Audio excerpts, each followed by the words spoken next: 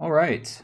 This is The Earth and Its Peoples by Richard Bulliet, Chapter 23, Revolutionary Changes in the Atlantic World, 1750 to 1850. We've got Section 1, Prelude to Revolution, the 18th Century Crisis. So let us recall that Chapter 22 was all about the Industrial Revolution. And the Industrial Revolution was primarily an economic revolution, but had all sorts of consequences in terms of, society, certainly culture, new ideas that came out of it. We might even say there were some political changes that took place. Actually, we'll scratch the political. Let's just go ahead and stick to the way that the Industrial Revolution changed the economy, changed society, and changed culture. Chapter 23 is all about more revolutionary changes, but this time primarily political.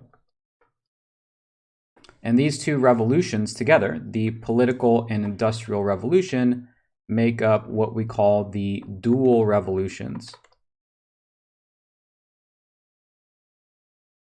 which goes roughly from 1750 to about 1850, right? So we'll be talking more about the specific political revolutions, the change in government. Now, this is a little bit confusing sometimes, 18th century, especially to a lot of people who are not not very, very familiar with history. What the 18th century refers to is the year 1700s, right? So from 1700 to 1799, and that comes from the fact that when you look at the origins of how this system is dated, if you go from 0 to year 100, that is considered to be the first century.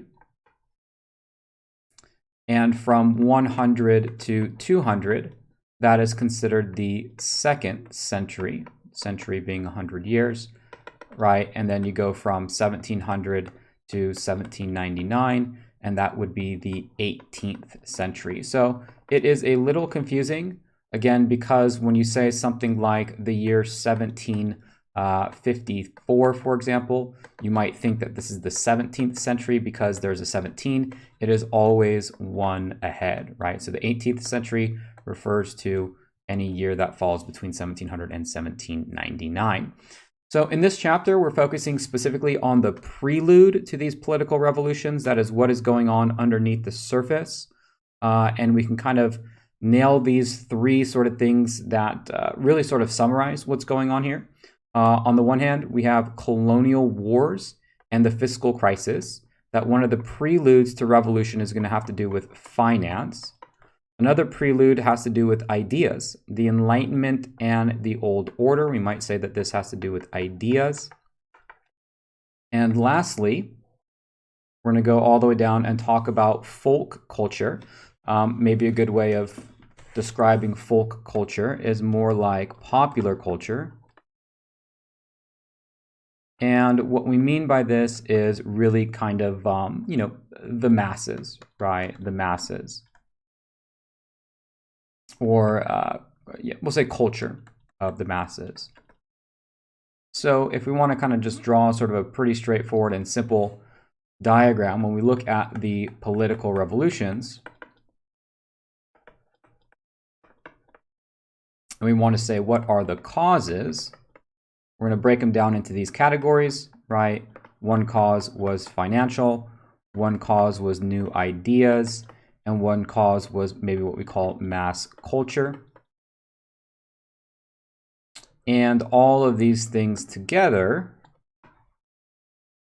contribute to the outbreak of these revolutions. So let's talk about them in more detail.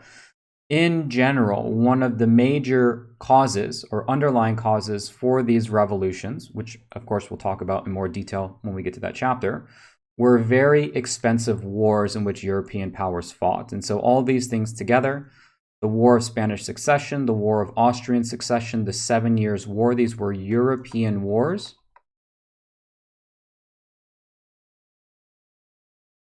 Which left nations in debt, right? All of these were European wars, very expensive, which left nations in debt, leading them to create new, maybe tax systems. And it's this effort to try and create new sources of revenue that provide one of the causes. The second cause of the political revolutions have to do with the ideas. The Enlightenment, this is something that we actually discussed in a previous chapter. I want to say chapter, actually I could probably look it up right now. But we talked about this in chapter 17, I believe it was, and how the Enlightenment changed the way that people think. There are some important contributors to the Enlightenment that are mentioned in this chapter. Denis Diderot, who was responsible for the creation of the encyclopedia, which was an effort to record pretty much all human knowledge.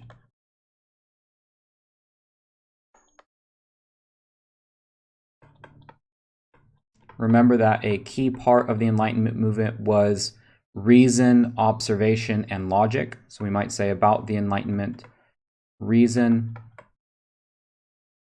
observation, and logic.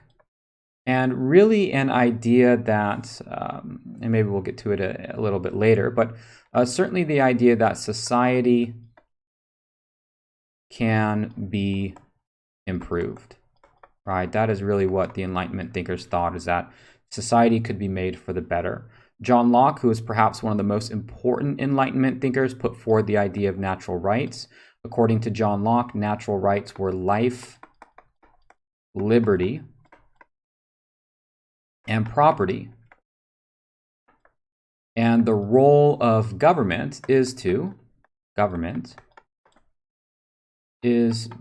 protect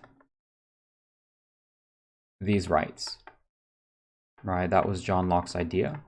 That's why governments exist. Governments don't exist just for the greed of the king, for example, who can extract tax revenue and live a very lavish life. But in fact, the whole purpose of government is to protect these rights. And if the government does not do that, according to John Locke, he says people have the right to alter or abolish their government, right? Alter or abolish their government. Jean-Jacques Rousseau, another very important Enlightenment thinker, put forward or created the work, The Social Contract. The social contract was an idea that was really supported by many Enlightenment thinkers, and that was the idea that governments must be consented to by the people, right? That governments must be consented to by the people. In other words, if people don't agree that their government has the right to rule them, then it's not a legitimate government. Many Enlightenment thinkers, according to this idea, this word government right here, especially at this time, would just be another stand-in for king or queen, right? Because most of the governments around Europe are monarchies at the time. And so if the people don't consent to hold this ruler as their ruler, then, kind of combining, according to the social contract, that's not a legitimate rule. Voltaire, another very important Enlightenment thinker, probably the most famous of all of them. He was somebody who believed in free speech. He was somebody who believed in religious toleration. He used a lot of humor in order to criticize the institutions of the nobility, the church, and the king at the time.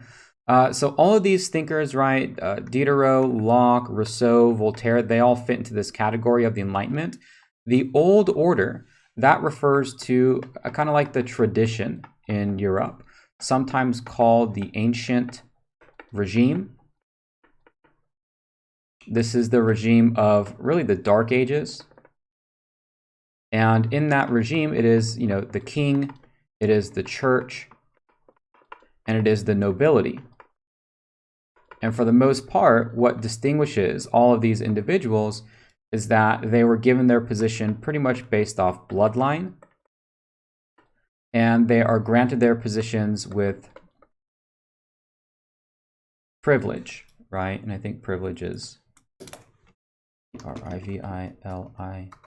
It's an E, 2 I's, 2 E's. There we go. And they're given special privileges in society, right? This again is the ancient regime. Whereas the Enlightenment would say, no, it is more based off of merit, right? That people should be promoted or given their status in society based off of their ability, you know, how well they can do things. So this is everything right here. This is everything that the, oops, and I'll move it down a little bit. This is everything that the Enlightenment is seeking to attack, right? That is really what it's challenging at this time. Now, there were some monarchs who liked some of these Enlightenment ideas. So an enlightened monarch is a monarch who supports some, keyword being some, Enlightenment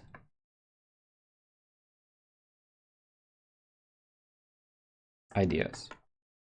Right? A monarch who supports some Enlightenment ideas, most notably the Enlightenment ideas that attack the nobility and the clergy. Because remember, on the hit list, so to speak, of the Enlightenment, not only are the kings and queens, it's members of the church, but it's also members of nobility. So rulers like Catherine the Great and Frederick the Great, Catherine the Great of Russia and Frederick the Great of Prussia.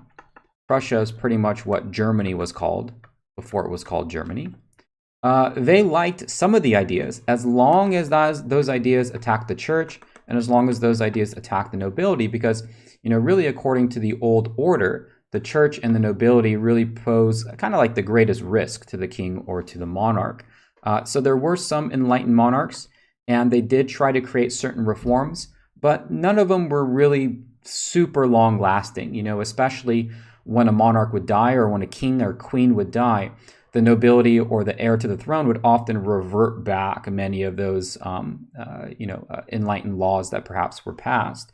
And it was actually much more often for rulers to censor. So, for example, Voltaire and Rousseau had to go into exile. Voltaire was writing under a pen name. That actually wasn't his real name, because he was so scared of what the repercussions were, because criticizing these very powerful institutions in Europe at the time. So censorship was very common. Although many Enlightenment thinkers were men, there were also women. Mary Wollstonecraft, she was really considered kind of like the pioneer of women's rights. When you look at Enlightenment work, or the work of the Enlightenment thinkers, it ranges anywhere from just maybe ignorance or not even touching on the topic about women's rights, to on the other end, some Enlightenment thinkers who explicitly and make it clear that women are excluded from new ideas about government and society. So Mary Wollstonecraft, her right, The Vindication on the Rights of Woman, was one of the first what we might call feminist pieces of literature who advocated specifically for women's rights.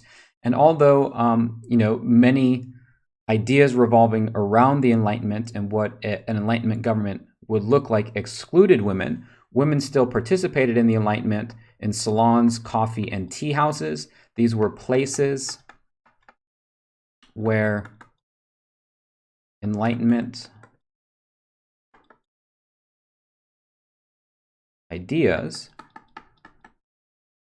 were shared and really spread, right? We'll put spread here because these ideas become very powerful. Again, we're looking at all the different ingredients that give us the political revolutions. And one of those ingredients, of course, are all these new ideas about government needing the consent of the people, how people have natural rights and they're not going to tolerate if governments encroach upon them. So these ideas spread far and wide, in literature, in coffee houses, in tea houses, in communities, etc., etc. Perhaps probably the person who most personified the Enlightenment was Benjamin Franklin. We'll call Benjamin Franklin the personification of the Enlightenment. He did everything. You know, if there was a Dos Equis commercial in, 1765, Benjamin Franklin would be the most interesting man in the world. He was a scientist, he was a politician, he was an ambassador. He was well known in both the United States, where he was from, or 13 colonies where he was from, and in Europe. And he was an instrumental part in not just spreading these ideas and living the true sort of life of what an Enlightenment thinker would live, but being really at the center of some very important events like the American Revolution. Now, with all of this, there were ideas that were counter to the Enlightenment, right? The counter-Enlightenment were maybe ideas which, at the very least, we could say challenged or maybe questioned the Enlightenment. And counter-Enlightenment proponents advocated or stressed things like faith and religion, community over individuality. The Enlightenment was a lot about my rights, me, individuals. The counter-Enlightenment thinkers spoke more in terms of community and tradition and history, paying certain respect to the past, being a little bit cautious about what new ideas can bring. That's kind of what some of those thinkers were. We might think of the Catholic Church as perhaps the strongest proponent of the counter-Enlightenment. Now, the very last leg of this, recipe that gives us political revolutions has to do with the masses, popular culture, again, the culture of the masses. And that culture was a lot more maybe crude, you might say. It was riotous, it was rebellious. And all throughout, the 1700s, anytime that rulers tried to collect more taxes, create more laws in the form of public administration, to exercise judicial practice, these things were met with riots and rebellions. Food riots were also common. It was a culture that believed, that wasn't completely immune to the ideas of the Enlightenment, but still dabbled in ideas about superstition, right? Superstition.